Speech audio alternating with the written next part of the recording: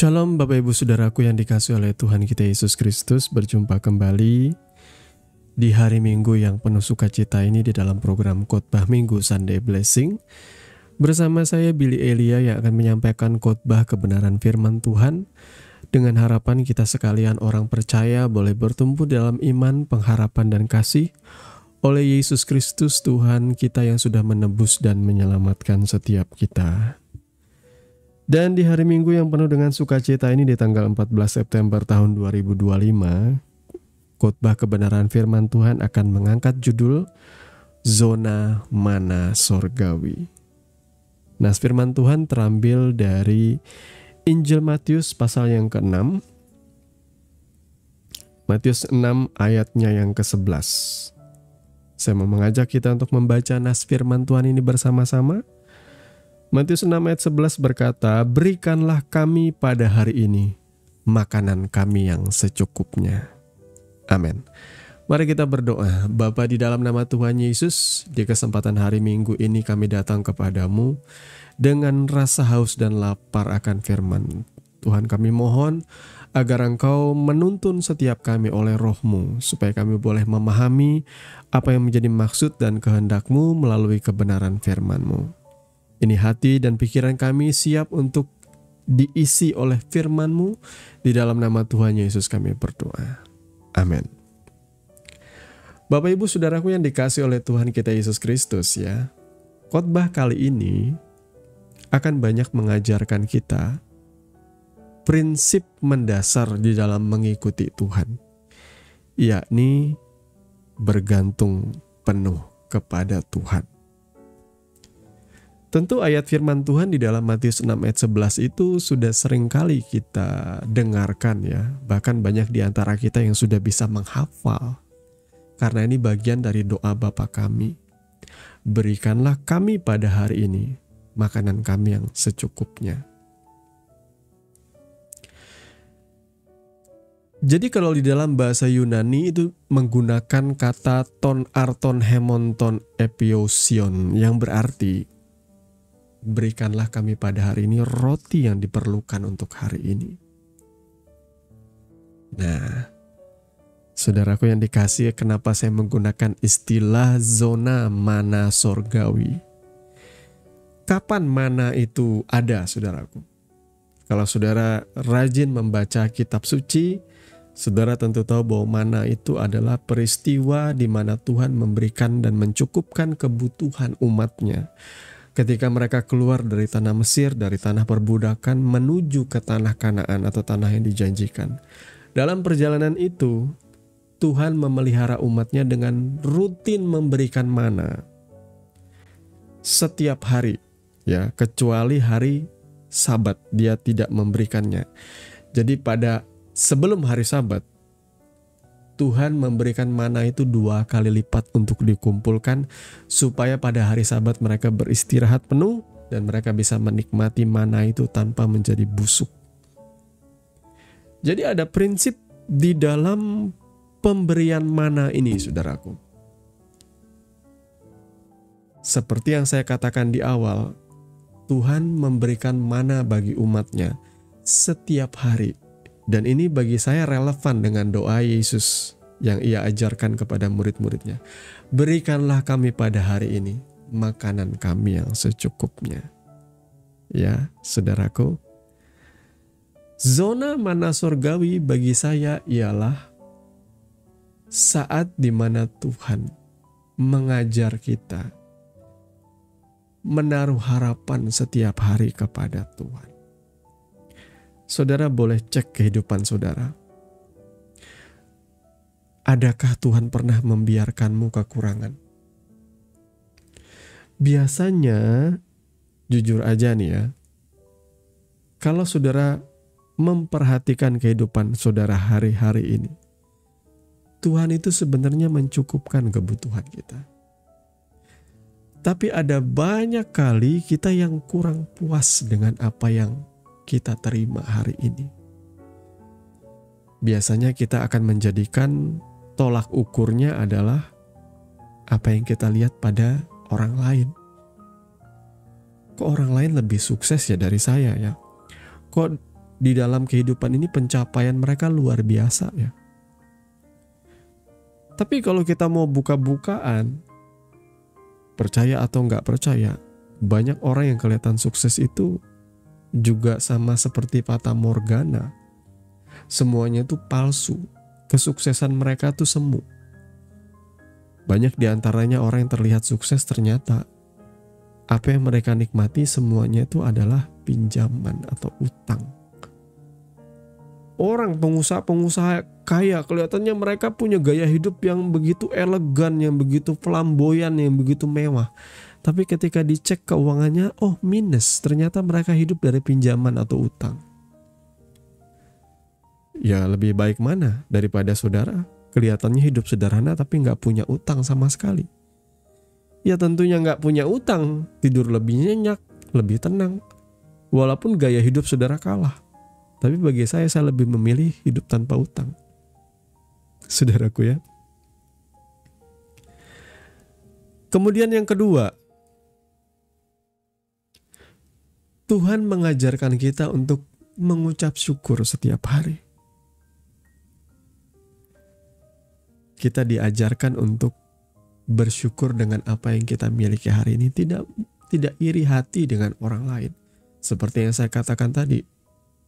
Kehidupan orang lain seperti fata morgana. Kelihatannya enak, ternyata itu adalah hasil korupsi. Ternyata itu adalah hasil dari cara hidup yang gak benar.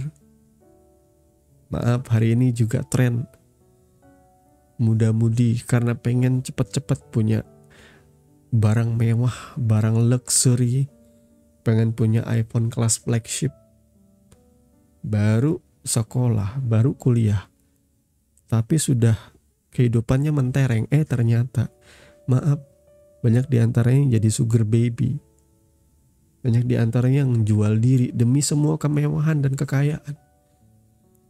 Nah yang seperti ini contoh orang yang tidak mengandalkan Tuhan, yang tidak punya kebergantungan kepada Tuhan. Yang memandang bahwa pencapaian di dunia ini jauh lebih penting daripada integritasnya di hadapan Tuhan, daripada perkenanan Tuhan. Mari saudara membangun kehidupan saudara suci, kudus, berkenan di hadapan Tuhan. Saudara menjaga diri saudara bersih di hadapan Tuhan. Kalau saudara bekerja, syukuri apa yang saudara dapatkan hari ini. Kalau saudara tidak seperti orang lain, tidak seperti pejabat, tidak seperti anggota dewan, tidak seperti pengusaha kaya, ya so what? Bersyukur aja untuk hari ini. Bagi saya, sukacita saya ialah saya mengenal Tuhan, fokus saya di situ. Saya sadar bahwa kita sebagian besar tentu punya banyak kerinduan, keinginan, cita-cita. Kadang-kadang kita juga pengen rasa punya barang mewah, jujur aja lah. Ya, kita nggak bisa memungkiri hal itu. Ada orang yang lebih mengutamakan brand, merek daripada fungsi. Jujur aja lah. Ya, seperti zaman sekarang ya, jujur aja zaman sekarang ini adalah era di mana di kota kami lagi hype. Ya, mungkin di kota saudara juga sama.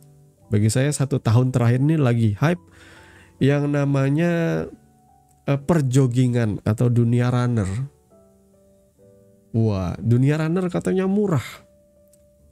Running atau berlari adalah olahraga yang murah. Tapi ketika dicek dan recheck, direview satu persatu, dari outfit, dari sepatu, celana, baju, jersey, sampai ke smartwatch yang dipakai, sampai topi, itu orang bisa pakai puluhan sampai ratusan juta loh saudaraku. Katanya running atau berlari olahraga yang paling murah, ternyata enggak. Sepatu bisa 3-4 juta. Jam tangan bisa sampai belasan juta. Baju ada yang bisa sampai jutaan, ada yang belasan juta. Serem saudaraku. Nah demi gengsi yang seperti ini, orang lupa sama fungsi. Karena kalau misalnya saudara pakai sepatu yang murah, dipandang sebelah mata engkau dalam skena-skena. Kalau saya pribadi orang yang juga menjaga kesehatan, tapi bukan saya ikutan FOMO saudaraku ya. Karena saya berpikir, saya ngecek terakhir kadar kolesterol saya tembus 269 dan itu sudah melampaui ambang normal saudaraku. Walaupun saya harus ngecek lagi sih lebih mendalam saudaraku ya. LDL, HDL, kemudian juga trigliserid. Tapi saya masih belum ngecek. Sampai saat ini saya masih memaksimalkan berolahraga. Paling tidak saya nggak mager saudaraku ya.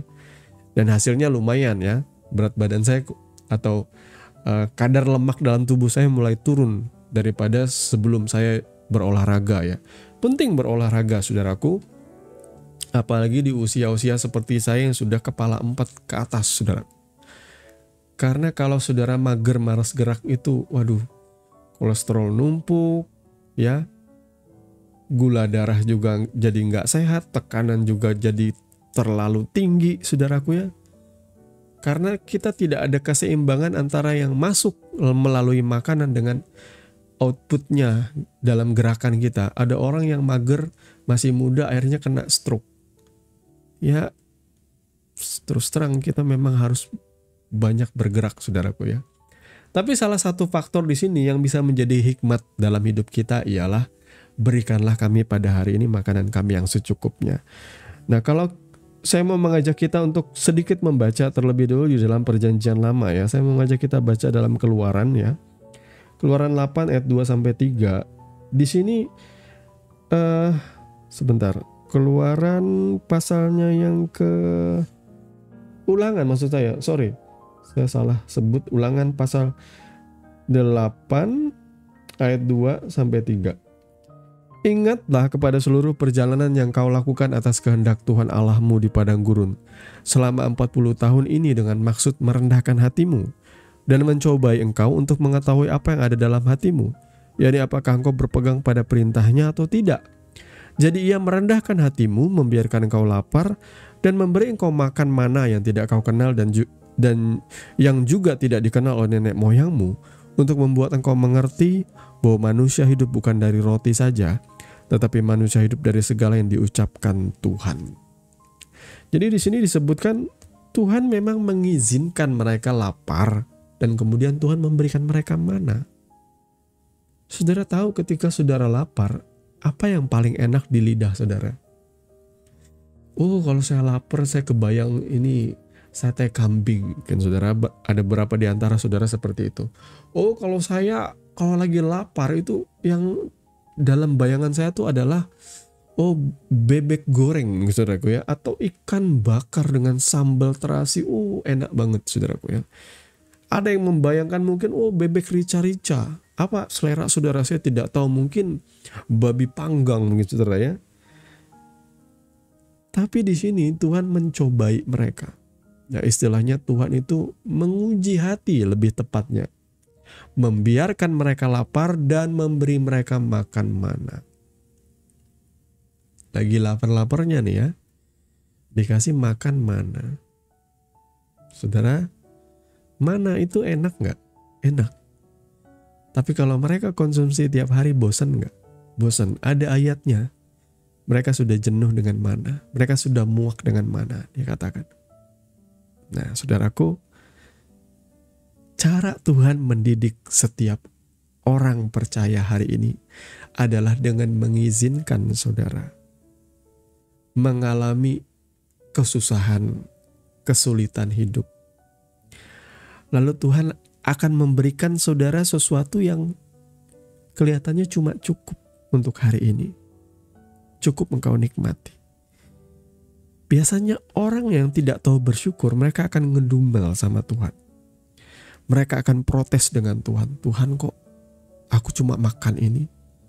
Tuhan, aku perlunya ini. Ya, saudara berdoa punya cita-cita yang tinggi. Ya, saudara pengen punya katakanlah smartphone yang mahal. Ini anak-anak muda biasanya yang masih ego gengsinya tinggi. Tapi kemudian ketika engkau berdoa, buru-buru dikasih yang flagship.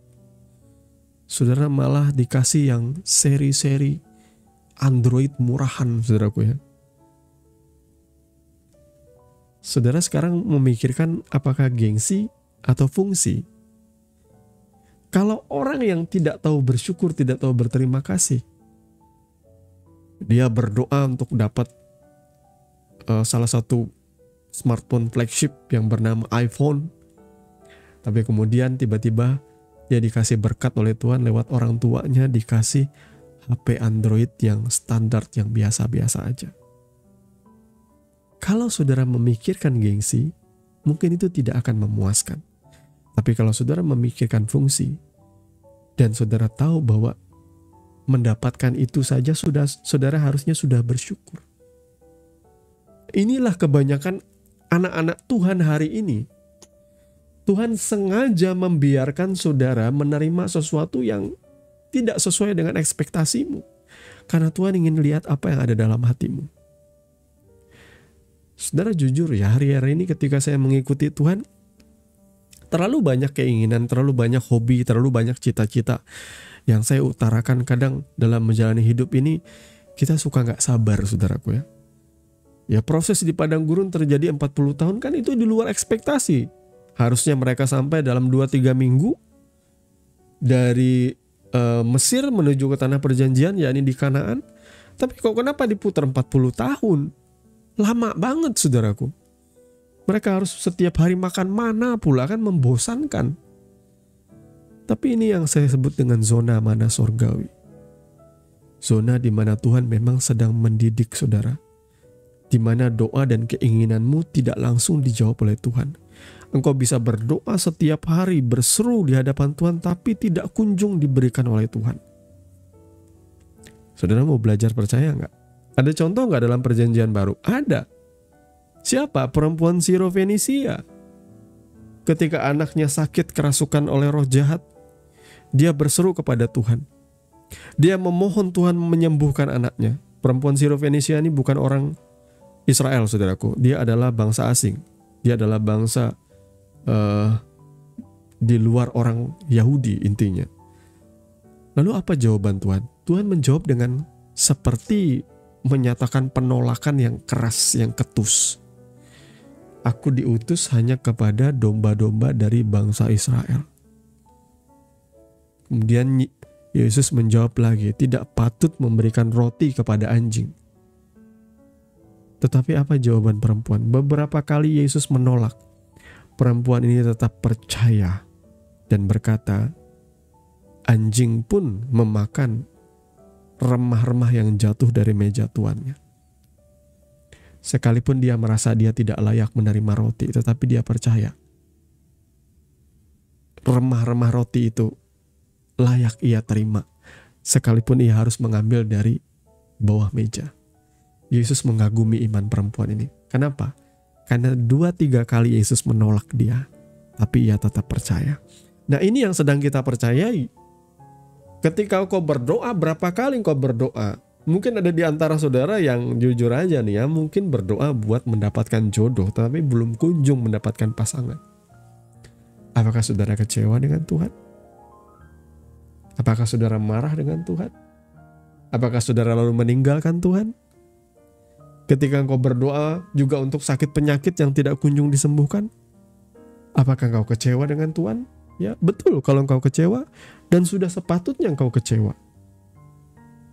Tapi imanmu harus menang, harus mengatasi kekecewaanmu. Karena sekali lagi Tuhan melihat imanmu. Karena kualitas iman ialah tetap mempercayai Tuhan, bahkan di dalam keadaan krisis. Bahkan di dalam keadaan di mana engkau harusnya kecewa. Imanmu, percayamu, yang akhirnya engkau manifestasikan, engkau nyatakan dengan ucapan syukur dalam doamu, itu membuat Tuhan tersentuh loh. Oh anakku ini, dia tetap percaya kepadaku. Belum tentu langsung dia jawab setelah itu. Tetapi value dirimu itu naik di hadapan Tuhan. Oh ini anakku tetap setia di tengah krisis. Dia tidak meninggalkan aku. Dia tidak mencari zona nyaman. Dia tidak mencari jalan pintas. Ia tetap bersyukur, tetap percaya kepadaku. Ini yang saya sebut dengan zona mana sorgawi. Saya pernah mengalami masa-masa ini saudaraku. Berkali-kali kami, aku dan istri, aku dan seisi rumahku berdoa untuk memohon sesuatu. Tidak kunjung diberikan oleh Tuhan. Sampai akhirnya kami belajar, apa yang paling prioritas sih? Kalau Tuhan memang tidak menjawab doa kami, berarti ada yang lebih prioritas daripada itu yang harus kami kerjakan. Tuhan ingin kami terlebih dahulu diubahkan karakter kami. Mungkin Tuhan ingin kami dulu yang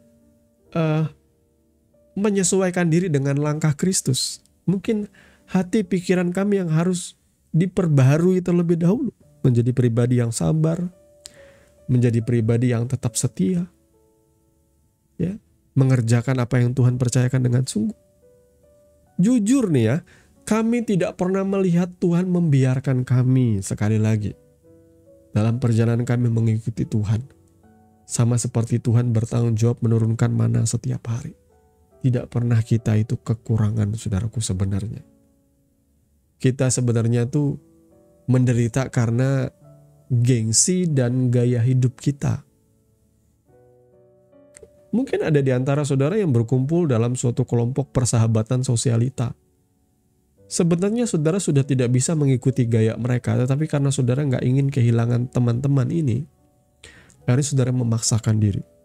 Termasuk di antaranya saudara harus punya kredit, pinjaman di bank, mungkin saudara pakai pay letter yang berlapis-lapis, saudara tidak sanggup sebenarnya mengikuti gaya-gaya orang kaya ini, tetapi saudara memaksakan diri. Dan itu menjadi penderitaanmu ketika engkau punya tagihan pay letter yang begitu tinggi, lebih daripada pemasukanmu. Ya, jadilah saudaraku ya, saudara membuat penderitaanmu sendiri. Berikanlah kami pada hari ini makanan kami yang secukupnya. Jadi Bapak Ibu Saudaraku yang dikasihi oleh Tuhan kita Yesus Kristus, doa ini sebenarnya ini adalah budaya Yahudi.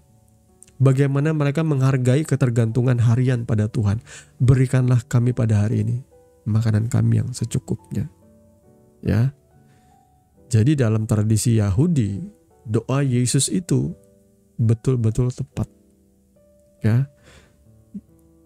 Pengakuan bahwa setiap hari kita datang lagi meminta kepadanya.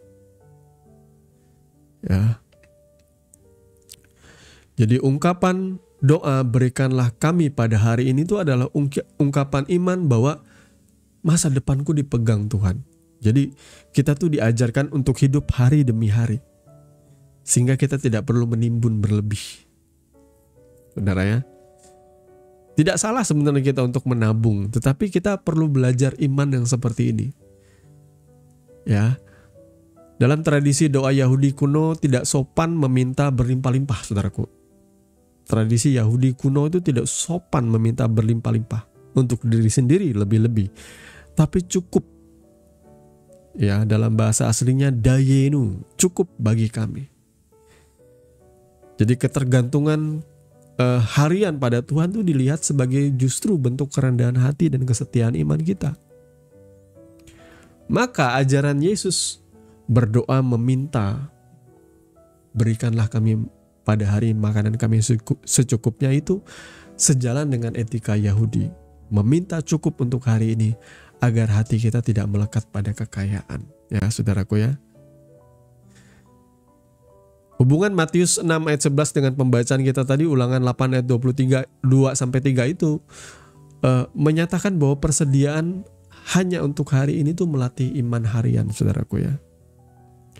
Kemudian kita juga mencegah mentalitas penimbunan atau membangun kebergantungan penuh kepada Tuhan ya.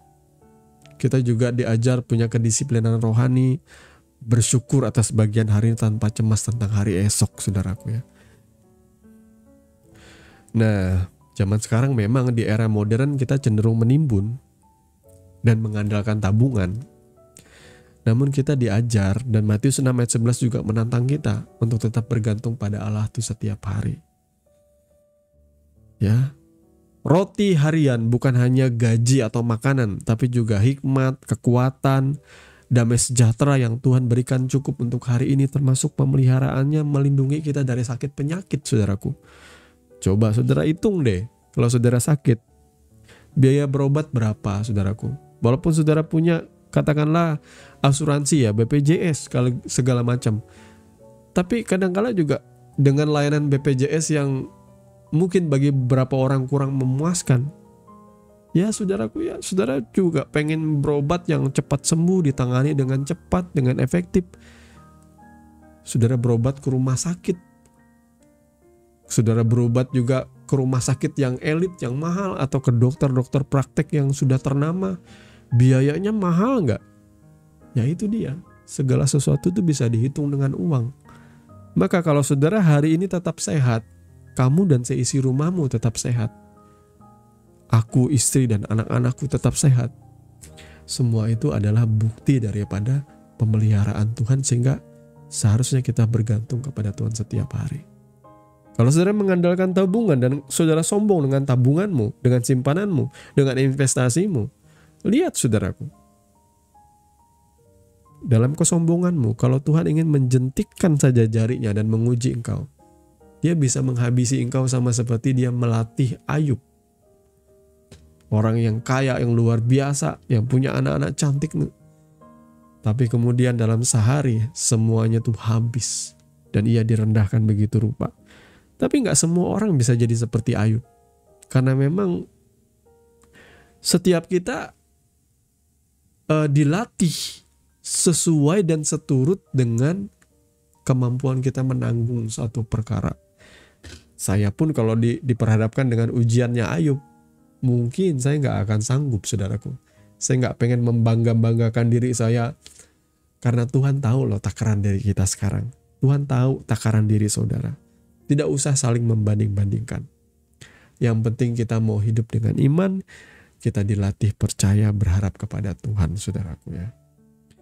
Tuhan kiranya memberkati kebenaran firman-Nya, dan mari kita sama-sama berdoa. Terima kasih Bapa, kami mengucap syukur untuk kebenaran firman yang sudah mendidik dan mengajar kami di kesempatan kali ini. Tuhan tolong supaya kami bertumbuh dalam iman, di dalam pengharapan dan kasih kami kepada Engkau Tuhan.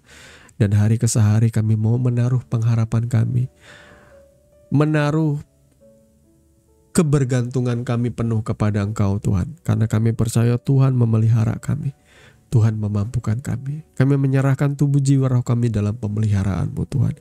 Kami menyerahkan kami dan seisi rumah kami dalam pemeliharaan-Mu. Terima kasih Bapa, kami mengucap syukur untuk kebenaran firman-Mu. Di dalam nama Tuhan Yesus kami berdoa. Haleluya. Amin. Bapak Ibu Saudara yang dikasihi oleh Tuhan kita Yesus Kristus, Anda baru saja mendengarkan kebenaran firman Tuhan yang kami percaya boleh menjadi dasar dan kekuatan di dalam setiap kehidupan saudara. Sampai bertemu di dalam renungan Sunday Blessing yang berikutnya. Kasih karunia di dalam Tuhan kita Yesus Kristus menyertai saudara sekalian. Shalom.